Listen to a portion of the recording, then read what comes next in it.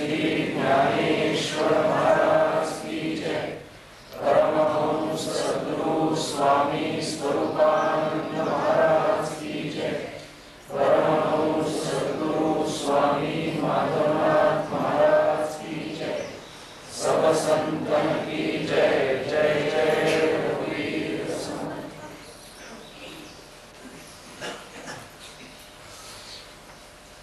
अर्जुना तू परिससी परिसोनी अनुष्ठिसी मग आम्हासीची वाणी कायसी सांगावयाची।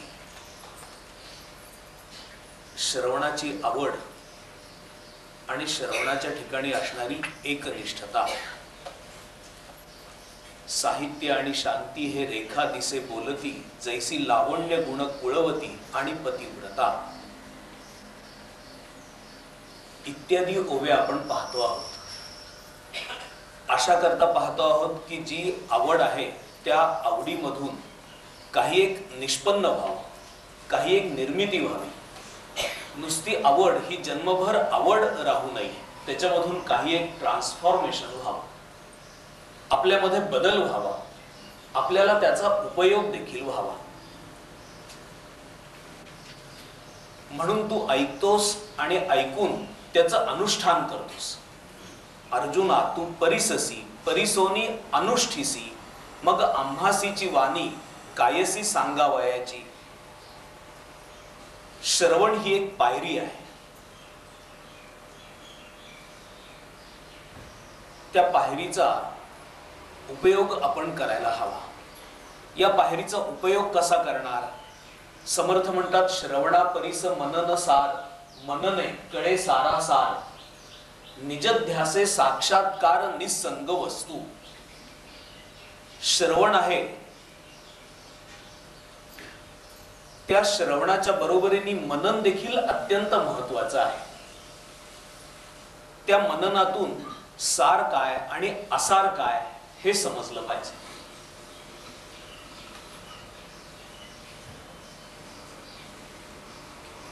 आणि मननामुळं दुसरी गोष्ट, श्रवणापासून केलेल्या मननामुळं आपल्याला ती गोष्ट प्राप्त व्हावी अशा प्रकारचं अनुसंधान, निदिध्यास असा लागावा।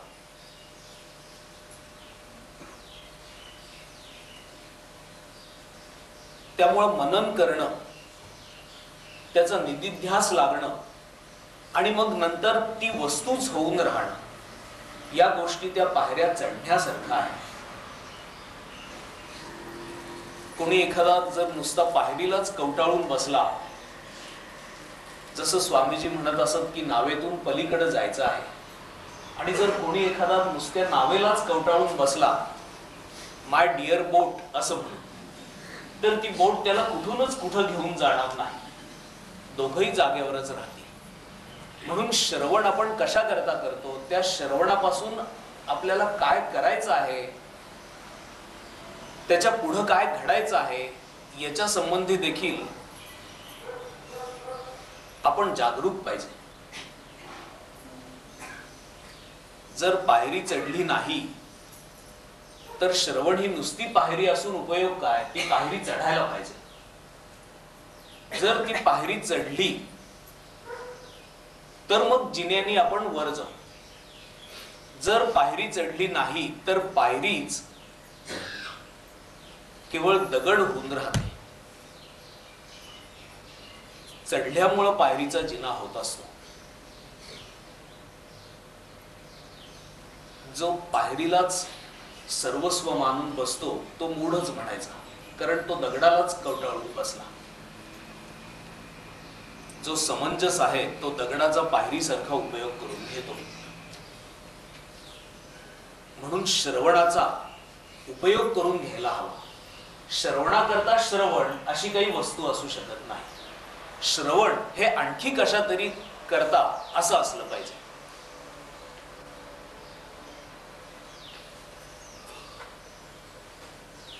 श्रवण अथवा विचार समजून घेणं म्हणून वाचन, या गोष्टी म्हणून काळजीपूर्वक आपण त्याच्यापासून नीट सावधपणे पुढे जातो आहोत ना, हे पाहून करण्याजोगे आहे।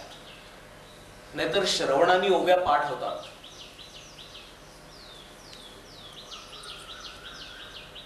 कधी कधी असा समाज समोर असतो की प्रवचनकार अथवा कीर्तनकार काय बोलणार नाही. कीर्तनकाराच्या किंवा प्रवचनकाराच्या तोंडून एक शब्द बाहेर पडला की त्याच्या पाठोपाठ अभंगाच्या अभंग पाठ असतात, ओव्याच्या ओव्या पाठ असतात, पण त्या पाठांतराचा काही उपयोग नसतो. जणू दगड असल्यासारखं त्या ओव्याही आणि तो श्रोताही जिथल्या तिथं राहतात. म्हणून नुसत्या पाठांतराने काही होणार नाही, त्याचं मननच पाहिजे. ते मनन आपल्याला हे अनुसरण्यासाठी म्हणून आपण जो प्रतिपाद्य विषय ऐकलेला आहे तो अनुसरण्यासाठी म्हणून आपल्याला काय काय युक्त्या योजल्या पाहिजेत या अंगाने मनन झालं पाहिजे. नुसतं मनन याचा अर्थ ज्ञानेश्वर महाराजांनी काय सांगितलेलं आहे, समर्थांनी काय सांगितलेलं आहे, नाथांनी काय सांगितलेलं आहे, उपनिषद काय म्हणतात हे आठवणं नव्हे.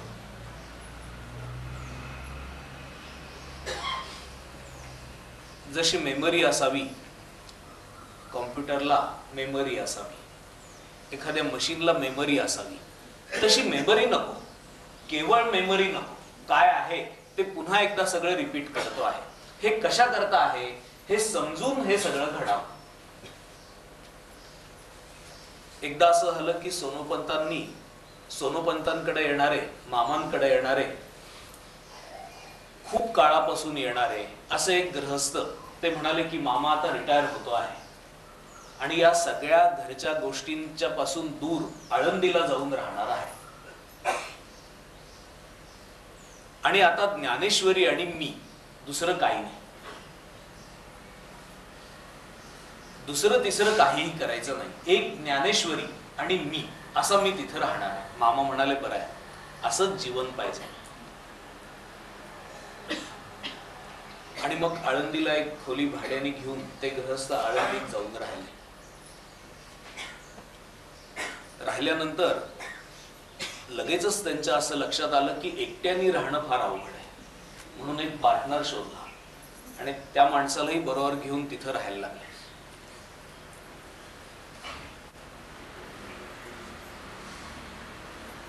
मामा मधून अधून आळंदीला येत असत तेव्हा हे भेट घेत असत आणि मामा विचारत असत की चालू आहे ना ज्ञानेश्वरी वाचन, तर ते म्हणत असत की काय बोलायचं, ज्ञानेश्वरी चालू आहे.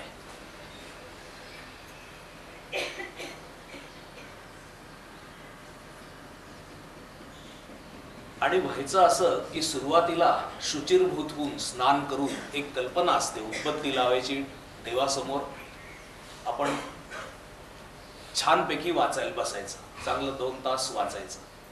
तो सुरुवातीचा उत्साह मावळला. मग सकाळी थोडंसंच वाचन सुरू झालं. मग दुपारचा वेळ मंदिरात जाणं, इतर मंदिरांमध्ये जाणं, थोड्या गप्पा टप्पा असा व्हायला लागला. दुपारी झोपायला लागले. रात्री संध्याकाळी कीर्तनाला वगैरे काही जर कथा असेल तर जायला लागले आणि जेवण करून आल्यानंतर ज्ञानेश्वरी घेऊन बसायला लागले. आणि ज्ञानेश्वरी वाचता वाचता त्यांना झोप येत असे. त्यांचा जो पार्टनर आहे तो पार्टनर त्यांनी जे काही वाचलेलं असेल त्याच्या मागं पुन्हा ती खूण आणून ठेवायचा. त्यांनी जी खूण केलेली असायची ती खूण पुन्हा 2-4 पानं मागं आणून ठेवायचं, असं तो करायचा. हे दुसऱ्या दिवशी सकाळी उठायचे, पुन्हा थोड्या वेळ वाचायचे, थोडाच वेळ आता, आणि मग त्यांचा दिवसाचा सगळा कार्यक्रम सुरू व्हायचा. रात्री झोपताना, झोपायच्या आधी सगळे दमलेले असायचे, दमून भागून सगळे कार्यक्रम उरकून मग पुन्हा ज्ञानेश्वरी वाचायला बसायचे. आणि वाचता वाचता झोप यायची. पार्टनर पुन्हा खून मागे करून ठेवायचा. एके दिवशी मामा नेहमीप्रमाणे जसे भेटले तसे भेटले आणि कशी काय चालली आहे ज्ञानेश्वरी, वा ज्ञानेश्वरी म्हणजे काय, किती गोड ग्रंथ आहे. पण मामा एक समजत नाही, काय रिपिटेशन फार आहे, फार रिपिटेशन आहे असं. हे वाचन त्यांना कुठेही घेऊन जात नाही. तसंच केवळ श्रवण, आचरणात्मक बदल आपल्या ठिकाणी काय अपेक्षित आहे याचा विचार देखील न करता केलेलं श्रवण काहीही उपयोगाचं होत नाही. चित्त परतोनी पाठी मोरे ठाके आणि आपण याते आपण देखे देखत खेवो ओळखे म्हणे तत्व ते मी. काय चिंतन करणार या ओवीचं? श्रवणा परिस मनन सार मनने कळे सारा सार. चित्त परतून पाठीमोर ठाकतं म्हणजे होतं काय? मी काय करायला हवं म्हणजे ही ओवी माझ्या अनुभवाची होईल. आधी चित्त किती चंचल आहे. चित्तम चित्त विजानीयात विकार रहितम यदा. विकार रहित असं चित्त, तकार रहितम यदा तकार तू विषयाध्यासहा.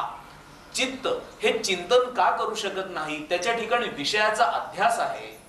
विषयाच्या ठिकाणी ते खूप गुंतून गेलेलं आहे. इतकं गुंतून गेलेलं चित्त सहजासहजी आवरलं जात नाही.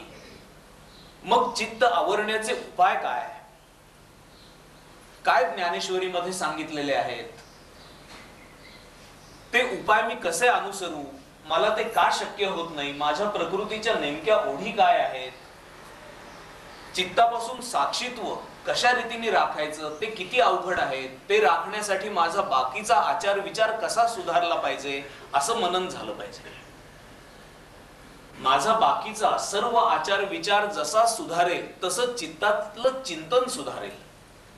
आणि चित्तातलं चिंतन सुधारल्यानंतर जेव्हा चित्त अगदीच विषयांकडे ओढून नेत नाहीये, अशा वेळेला जे दैवी असे भाव चित्तामध्ये निर्माण होतील, त्या भावापासून देखील थोडी बहुत अलिप्तता शक्य आहे.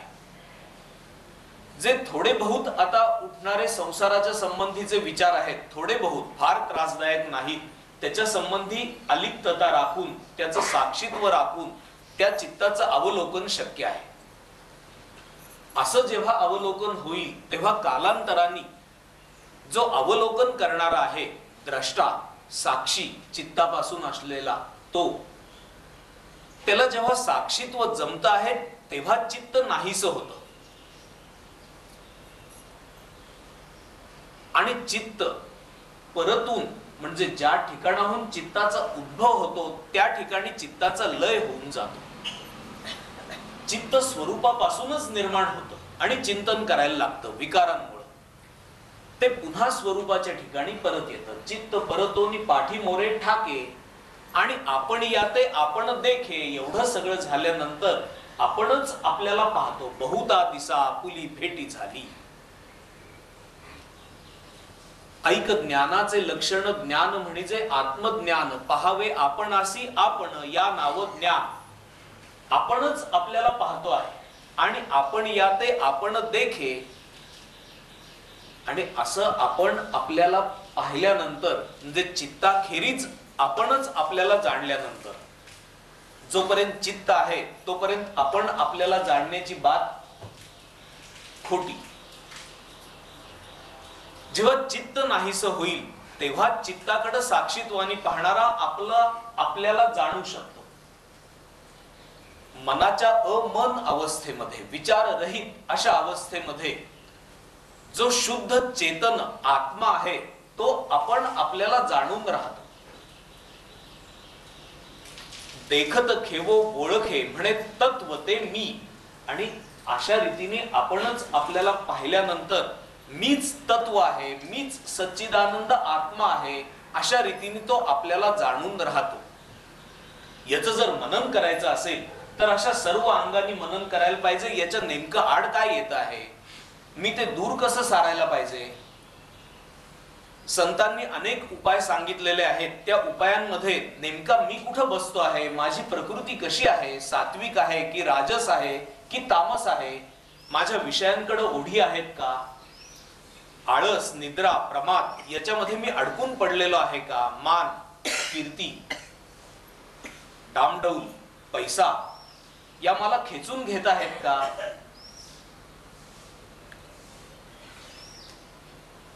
वेगळ्या वेगळ्या प्रकारच्या ईशणा मला बोलवतायत का, ओढतायत का, त्या ओढीमुळं मी साधनेपासून परावृत्त होतो आहे का. जर होत असेल, होत नसेल तर प्रश्नच नाही, माझं चांगलं चाललेलं आहे. होत असेल तर मी काय उपाय योजायला पाहिजे, या सर्वांसकट मनन आवश्यक आहे. नुसती उभी म्हणजे तुलसीदास काय म्हणतात, कबीर काय म्हणतात, ज्ञानेश्वर महाराज काय म्हणतात असं मनन असू शकत नाही.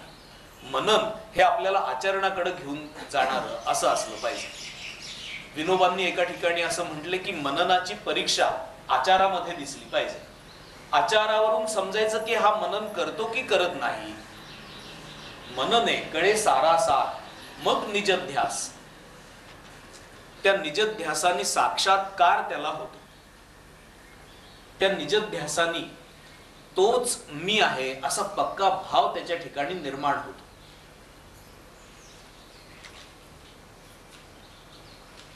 म्हणून जो शहाणा आहे तो शहाणा श्रवणाचा उपयोग पायरीसारखा करून त्याच्यावरून चढून पलीकडे जातो. नाहीतर मग कितीही वर्ष ऐकलं तरी उपयोग काही होणार नाही. नुसतं ऐकण्याने काहीच होणार नाही.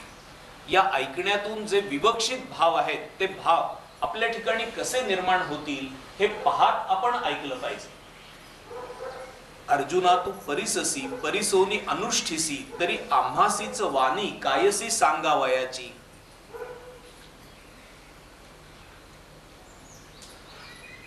एकलं अवधान, मागच्या वेळेला जो आपण विषय पाहिला, वन पॉइंटेड अटेन्शन, ऐकत असताना केवळ ऐकणं.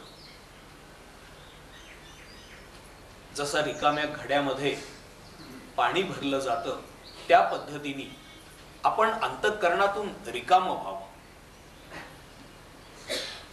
काम, क्रोध, मत्सर, अनेक प्रकारच्या कल्पना, वासना, विकार या सगळ्या अंतःकरणातून काढून टाकून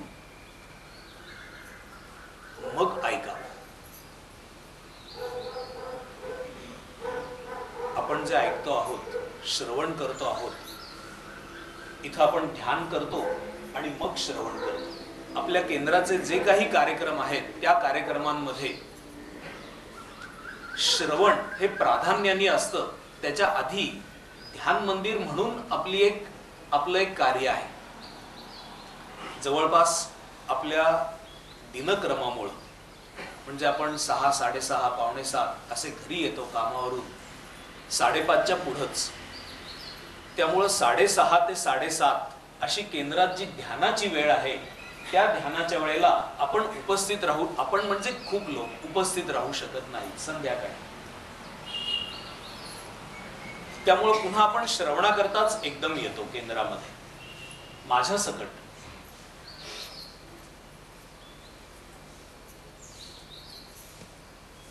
हा एकच कार्यक्रम असा आहे की या ठिकाणी आपण आधी रविवारी सकाळी ध्यानाला येऊन बसतो आणि मग श्रवण करतो. वस्तुतः रोज असं घडावं. शक्य तितकं आधी यावं आणि येऊन बसावं.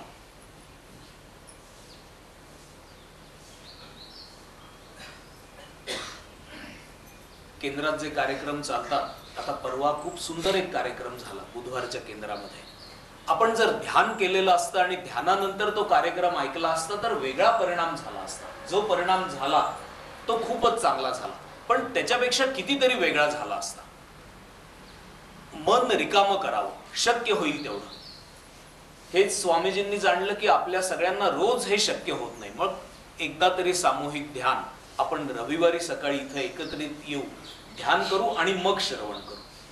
पण ज्यांना ज्यांना शक्य त्यांनी बुधवारी, गुरुवारी, शनिवारी आधी यावं, थोडं ध्यानाला बसावं, 15 मिनिटं, अर्धा तास, काय आपल्याला जमत असेल तेवढं, आणि मग श्रवण करावं. मन रिकामं करावं आणि मग एकलं अवधान देऊन श्रवण करावं. एकलं अवधान देत असताना मनामध्ये विचार उठून न देता ऐकण्याची सवय बाळगावी. सर्वांनाच आवश्यक आहे. पारमार्थिक श्रवणात जसं आवश्यक आहे तसं इतर शिक्षणामध्ये देखील जर इतर विचार, अवांतर विचार उठत असतील तर आपण जे शिकतो ते नीट शिकू शकत नाही. ऐकलेलं नीट ऐकलं जात नाही असं होऊन बसतं, कारण आपलं लक्ष कुठंतरी दुसरीकडेच असतं. त्यामुळे सर्वच प्रकारच्या श्रवणामध्ये कसोशीने अभ्यास करावा की विचार उठू नये आणि आपण केवळ शब्द ग्रहण करतो आहोत. त्याच्या संबंधी जे मन उठेल की असं कसं काय बोलले, बरोबर बोलले, हे करू देऊ नये. आपण सर्व समजून घ्यावं. कधी कधी असं राहतं की एकूण आर्ग्युमेंट लक्षात येत नाही, कारण लगेच विचार उठतो. त्यामुळं बरोबर बोलले, नाही बरोबर बोलले, असं कसं काय बोलले, अशा पद्धतीने आपण विचार करत राहतो. तोपर्यंत काही एक विषय पुढे निघून गेलेला असतो, तो ऐकलाच जात नाही. मन हे इतकं वेगाने फिरत असतं की त्यावेळेला मध्ये जणू शब्द बोथट होत आहेत, आपल्या कानावर आपटत आहेत आणि उपयोग त्याचा होत नाही, असं होऊन जातं. एकलं अवधान देण्यासाठी प्राथमिक युक्त्या म्हणून आपण जो बोलतो आहे केवळ त्याच्याकडे पाहत बोलावं, त्याच्याकडे पाहत ऐकावं,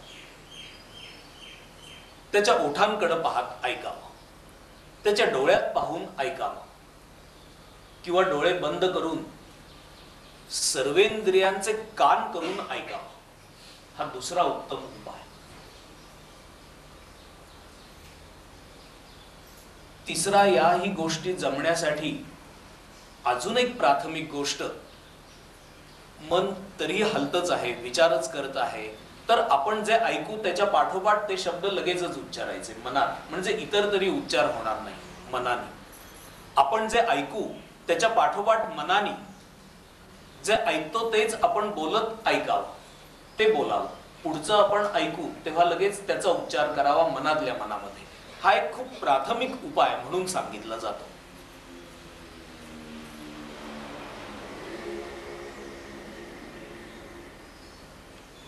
तो म्हणे गा अर्जुना, अवधानाची सर्व सेना मिळवणी या ज्ञानात झोंबावे हो. ज्ञानेश्वर महाराज म्हणतात की एकलं अवधान जर दिलं तर सर्व सुखाला ताबडतोब तुम्ही पात्र व्हाल. हे प्रतिज्ञापूर्वक मी तुम्हाला सांगतो.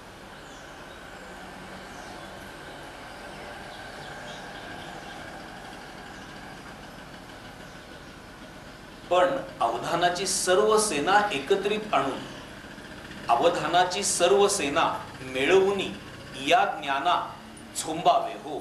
अवधानाची सर्व सेना एकत्रित करून या ज्ञानाला झोंबावं असं ते म्हणतात. आता इंद्रियजात आघवे, तिही श्रवणाचे घर रिघावे, मग संवाद सुख भोगावे गीताख्य हे. ही अवधानाची सेना कोणती, तर सर्व इंद्रिय ही अवधानाची सेना. प्रत्येक इंद्रियांच्या आठवणी, त्यांच्या विषयांच्या आठवणी मनामध्ये असतात. या इंद्रियांचं सहकार्य ऐकण्यासाठी म्हणून आवश्यक आहे. म्हणून इंद्रिय, त्या इंद्रियांचं सहकार्य, कानाचं सहकार्य हवं तसं डोळ्यांचं हवं, तसं जिभेचं हवं, तसं सर्व इंद्रियांचं हवं. तसंच या सहकार्याबरोबर आपली जी तर्कशक्ती आहे तीही सेनाच आहे. ती आता न चालवणं आणि फक्त चाललेला तर्क समजून घेणं याकडे लावावी. जी ग्रहण शक्ती आहे ती ग्रहण शक्ती या कामी लावावी. जी आकलन शक्ती आहे ती आकलन शक्ती या कामी लावावी. जी बुद्धी आहे ती बुद्धी या ठिकाणी लावावी. सर्व मन या ठिकाणी लावावं. कोणी कोणी बोलतात आणि त्या ठिकाणी त्यांच्या सर्व जाणीवांसकट नसतात. एकदा एका प्रोफेसर महाशयांनी डॉक्टरांना घाबऱ्या घुबऱ्या घाईघाईनी फोन केला की डॉक्टर, आमच्या बाळ्यांनी पेन गिळलंय. डॉक्टर म्हणाले की हा मी आलोच, पण तोपर्यंत तुम्ही काय करता. तो ते म्हणाले नो प्रॉब्लेम, तोपर्यंत मी पेन्सिलने काम करेन.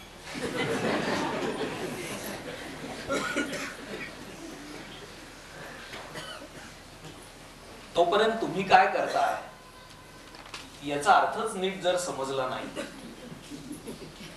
म्हणून अवधानाची सर्व सेना मिळवून ऐकलं पाहिजे. जर अवधानाची सर्व सेना मिळवली नाही तरी काही उपयोग होत नाही. ज्ञानेश्वर महाराज म्हणतात 6व्या अध्यायामध्ये, ऐका रसाळपणाची या लोभा, की श्रवणीची होती जिभा, बोले इंद्रिया लागे कळंभा एकमेका.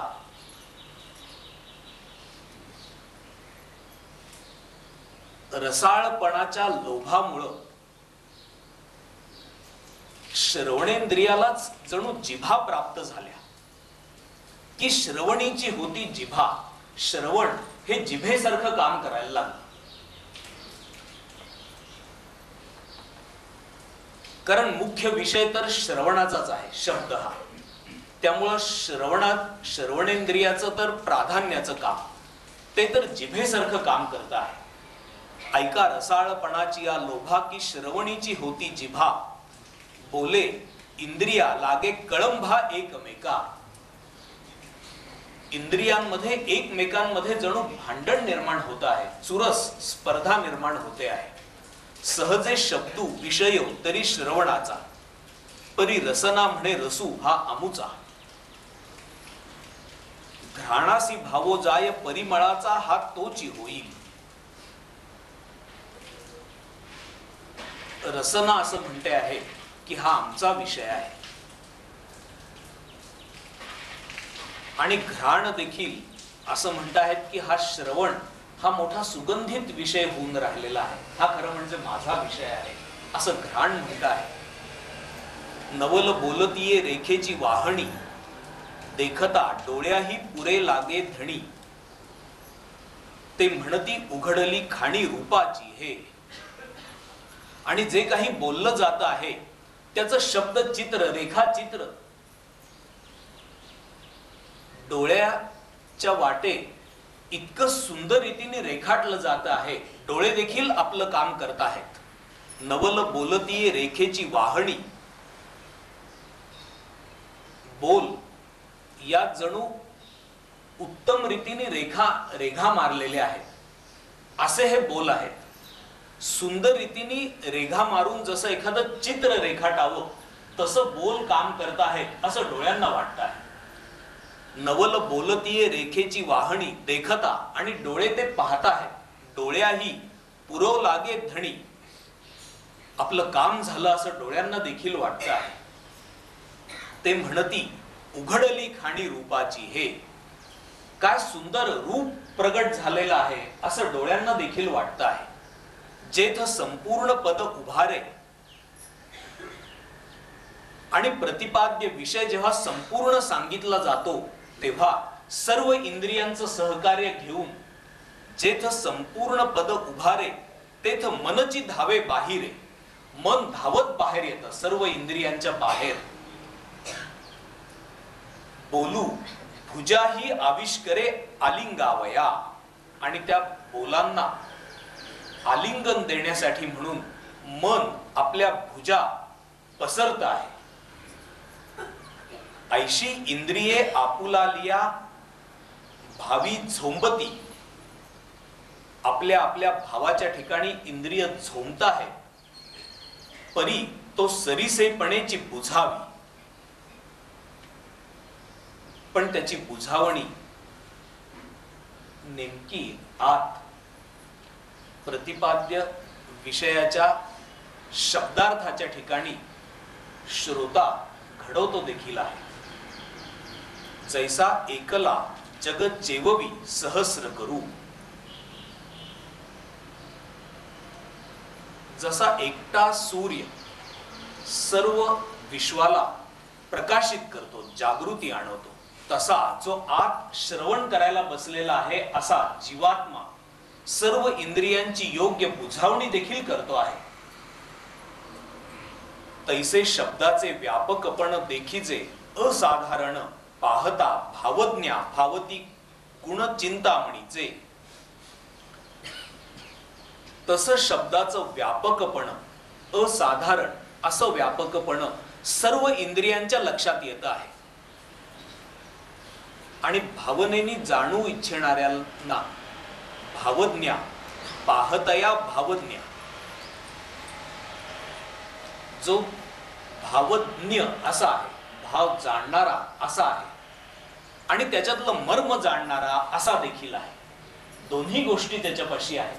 पाहतया भावज्ञा भावती गुण चिंतामणीचे, आणि जो पाहतया असा आहे, जागरूकतेने पाहणारा या सर्व घडामोडींकडे, आणि भावज्ञ इंद्रियांच्या भावांच्या करवी देखील ग्रहण करणारा, केवळ बुद्धिवादी नव्हे, केवळ पाहतया नव्हे, तर तो बुद्धीच्या अंगाने देखील पाहतो आहे आणि त्याच वेळेला भाव देखील जागे झालेले आहेत, असा पाहतया भावज्ञा भावती गुण चिंतामणीचे, त्याला चिंतामणीचे गुण जणू प्राप्त झालेले आहेत.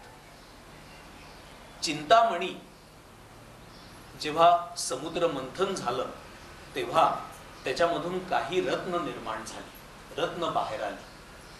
त्याच्यातलं हे एक रत्न हे स्वर्गामध्ये आहे अशी एक कथा आहे, दंतकथा आहे. समज आहे की हा चिंतामणी स्वर्गामध्ये आहे आणि या चिंतामणीच्या समोर बसून जर कोणतीही इच्छा धरली तर ती इच्छा तात्काळ पूर्ण होते असा समज आहे.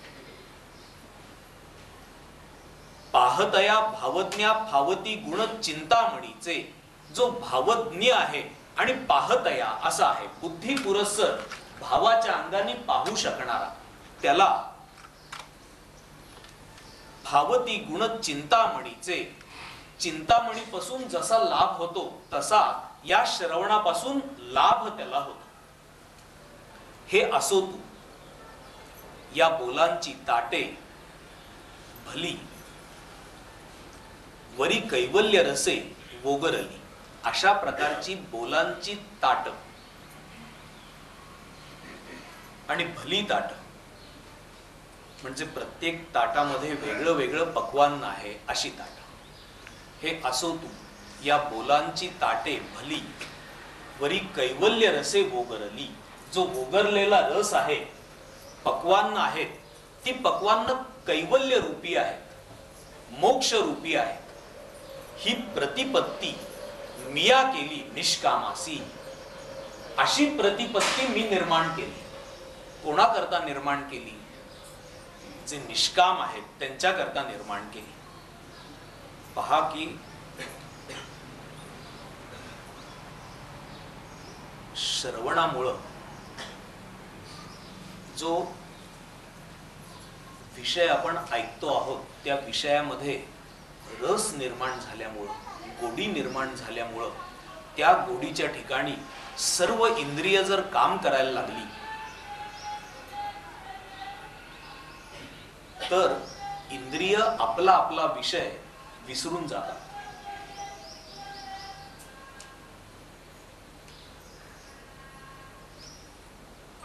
आणि प्रतिपाद्य विषयाशी एकरूपता साधतात. श्रवण करताना आपल्याला हा अनुभव आलेला आहे. स्वामीजी सांगत असत आणि आपण ऐकत होतो. आपल्याला हा अनुभव आलेला आहे. स्वामीजींकडे येण्याच्या पूर्वी रामचंद्रांचं वर्णन आहे आणि आपण इंद्रिय आणि इंद्रियांचे विषय विसरून गेलेले आहोत. आपलं मन ओलावलेलं आहे, डोळ्यातून पाणी वाहत आहे. असं कधी झालं असतं का? गोपाळ कृष्णांची गोष्ट चाललेली आहे आणि आपण सर्व जगत विसरून गेलेलो आहोत. असं कधी झालं असतं का?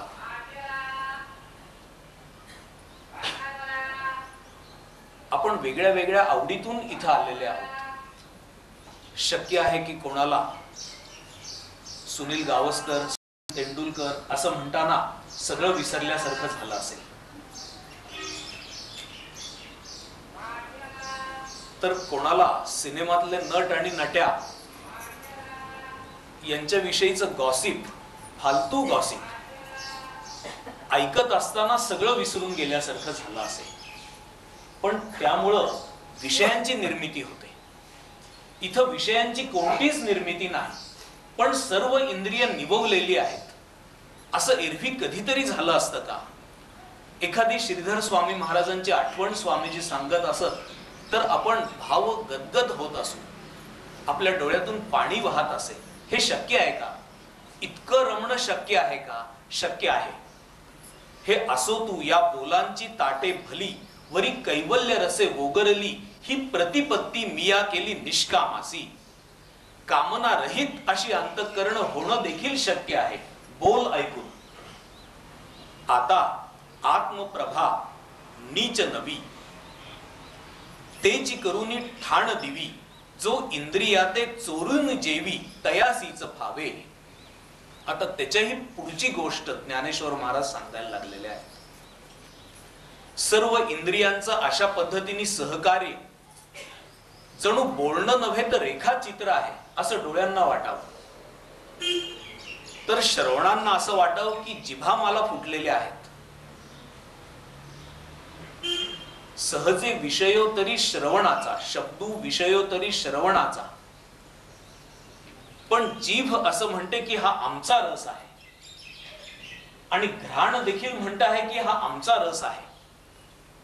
जेव्हा संपूर्ण गोष्ट सांगितली जाते तेव्हा मनच बाहेर येतं आणि जणू आपल्या भुजा बाहेर काढून आलिंगन देतं प्रतिपाद्य विषयाला. असं घडत असताना देखील बाहेरच्या विषयाच्या अंगाने तो निष्काम होऊन गेलेला आहे. आता आत्मप्रभा नीच नवी, आणि जो विषय चाललेला आहे तो विषय निर्विषयाच्या संबंधी आहे. प्रतिपाद्य विषय कोणत्याही बाह्य विषयाची आठवण करून देणारा नाही, तर तो स्वरूपस्थ करणारा असा विषय आहे. आता आत्मप्रभा नीच नवी, तेची करुनी ठाण दिवी. ठाण दिवी याचा अर्थ एका ठिकाणी उंच उभा केलेला टेंभा अथवा मशाल की ज्याच्या प्रकाशामध्ये आपण सर्व पाहू शकतो खोलीतली. तेची करुनी ठाण दिवी, आत नित्य नवी अशी आत्मप्रभा, याच्याच प्रकाशामध्ये इंद्रिय वावरत आहे. आता आत्मप्रभा नीच नवी, तेची खरुनी ठाण दिवी, जो इंद्रियाते चोरूनी जेवी तयासीच फावे. इंद्रियांचं सहकार्य तर घेतो आहे, पण ते इंद्रियांना वाटत आहे, सहज सहकार्य इंद्रिय बहाल करत आहेत. तो जो इंद्रियांची बुझावणी करणारा आहे, तो आत असणारा, विषय समजून घेणारा. कान तर केवळ माध्यम आहे, समजून घेणारा आत बसलेला आहे. डोळ्यांना प्रतिपाद्य विषयावरून रेखाचित्र दिसत आहे, भासत आहे, पण हे भासून घेणारा आत आहे. डोळे नाहीत, कान नाहीत, जीभ नाहीत, त्यांचे जरी विषय असले तरी देखील हे समजून घेणारा आत आहे. तो इंद्रियांकडून एवढं सहकार्य घेत असताना देखील जे जेवण करतो ते इंद्रियांना समजत देखील नाही.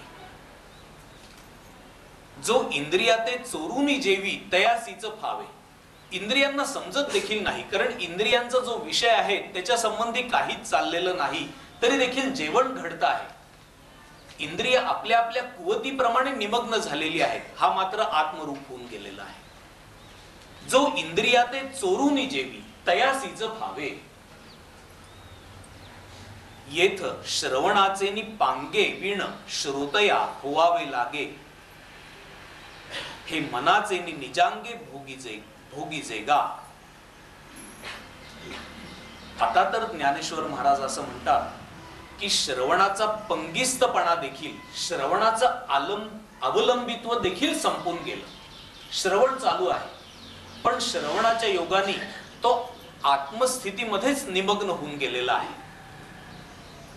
येथ श्रवणाचे पांगे विण, न समजणारी गोष्ट आहे. श्रवण तर चालू आहे, पण श्रवणाच्या ठिकाणी पंगिस्तपणा देखील त्याचा राहिलेला नाही.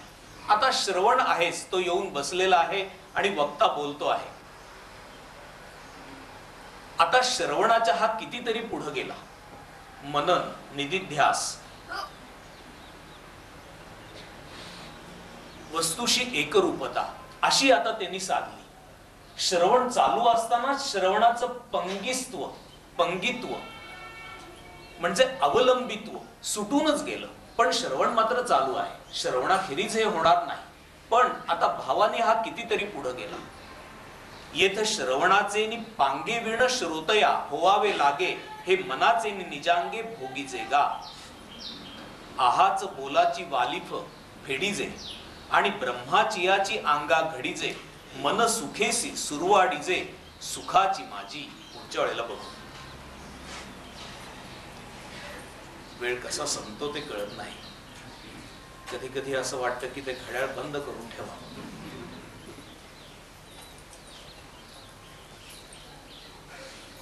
श्रवण कसं करावं, श्रवणम कीर्तनम विष्णोः स्मरणम पादसेवनम. आपण एका श्रवणावरच कितीतरी काळ नांगर टाकून बसलेले आहोत.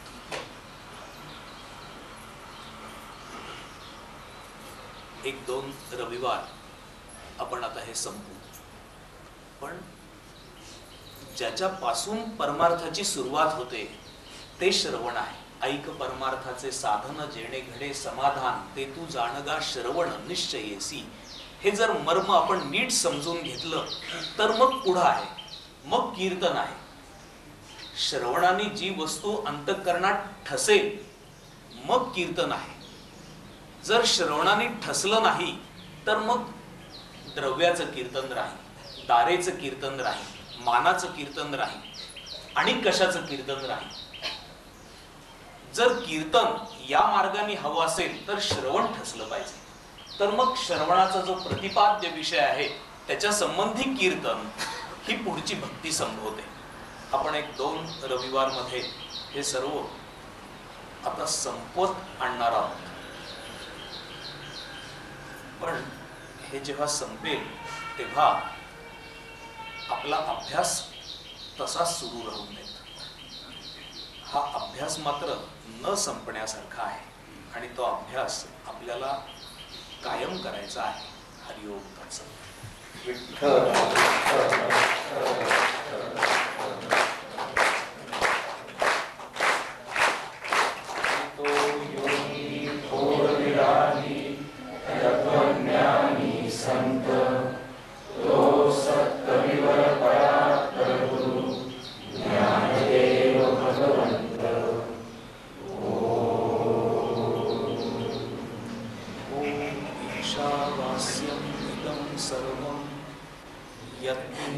जगत्यां जगत् तेन त्यक्तेन भुञ्जीथा मा गृधः कस्य स्विद्धनम्. ओम शांति शांति शांति.